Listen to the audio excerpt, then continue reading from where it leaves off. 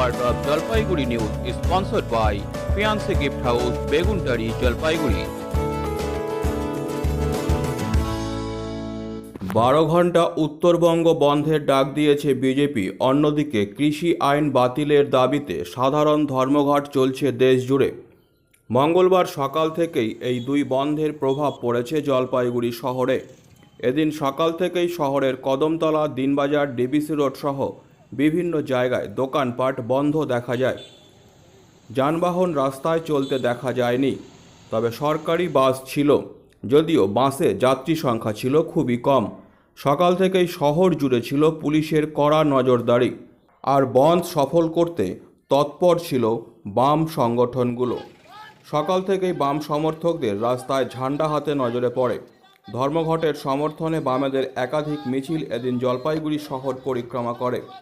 Jalpaiguri NBSTC বাস আটকে বিক্ষোভ দেখান সিআইটিইউ ডিওয়াইএফআই কর্মীরা। জলপাইগুড়ি এলআইসি ডিভিশনাল অফিসের সামনে দীর্ঘক্ষণ বিক্ষোভ চলে বন্ধ সমর্থনকারীদের। বিক্ষোভের নেতৃত্ব দেন জিয়াউল আলম। এসবিআই সহ সমস্ত কেন্দ্রীয় সরকারি দপ্তরগুলোতে এদিন বিক্ষোভ দেখান বাম কর্মী সমর্থকরা। সিআইটিইউ জেলা সম্পাদক জিয়াউল আলম জানান, জেলা জুড়ে সর্বান্তক ধর্মঘট সফল করছেন সমস্ত শ্রমজীবী অংশের মানুষ। যা দেশের যে খাদ্য স্বনির্ভরতা ভারতবর্ষে তৈরি হয়েছে তাকে বিপন্ন করে তুলবে বলে দেশবাসী মনে করছে। যে আইন নিয়েছে তাতে দেশের কৃষক সমাজ তার ফসলের যে ন্যূনতম লাভজনক দাম যেটা প্রাপ্তি তার আইনে, সেটা সে পাবে না।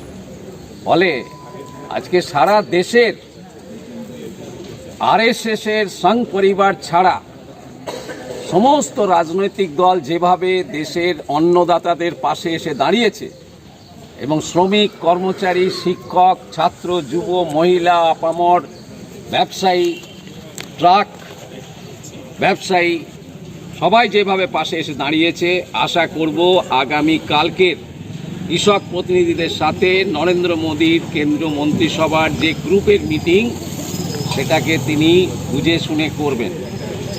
এটা মনে করার কোনো কারণ নেই যে দেশের যে সরকারটা তৈরি হয়েছে সেটা জনগণের ভোটে তৈরি হয়েছে। ফলে জনগণ যেটা বলতে চাইছে সেটা সরকারকে মানতে হবে। আদানি আম্বানি কি বলতে চাইছে তা দিয়ে এই ভারতবর্ষের সবুজ বিপ্লবকে, ভারতবর্ষের স্বাধীনতার যে স্বাদ, যে স্বপ্ন, দেশকে খাদ্যে স্বনির্ভর করব, তাকে নস্যাৎ করে দিতে এই আইন আমরা কোনোভাবে মানব না। ফলে আগামী দিনে আরও বড় ধরনের লড়াই হবে। আগামী দিনে দেশকে বাঁচানোর লড়াই হবে। 26 তারিখ শ্রমিক, কর্মচারীরা, সারা শিল্প কারখানার সবাই একসাথে লড়াই করেছে। দেশের 20 কোটি ছেলে মেয়ের ভবিষ্যৎ পড়াশোনা বন্ধ হয়ে আটকে আছে, চাকরি বাকরি নেই। নরেন্দ্র মোদী যেখান থেকে জন্ম নিয়েছে সেই আরএসএসে ভারতের স্বাধীনতায় কোনো ভূমিকা নেই, ফলত দেশ গঠনের কোনো ভূমিকা নেই। 73 বছরে দেশ যেটুকু গঠন করা হয়েছে, যতটুকু স্বনির্ভর করা হয়েছে, সব ও গদিতে বসে এক এক করে শেষ করছে। এটা আমাদের কাছে খুবই আশ্বাসের যে দেশের মানুষ বুঝতে পেরে আজকে রুখে দাঁড়িয়েছে।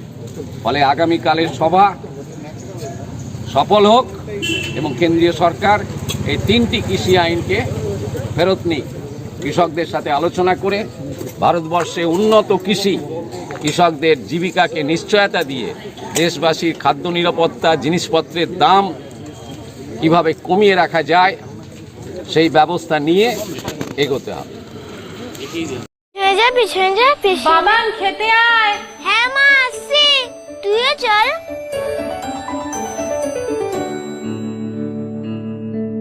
ও কি রে মিতা, পল্টু কি আমার ছেলে না? আমি তো পল্টুরও মা। আয় তো পল্টু, আজ আমি তোদের দুই বন্ধুকে একসাথে খাইয়ে দেব।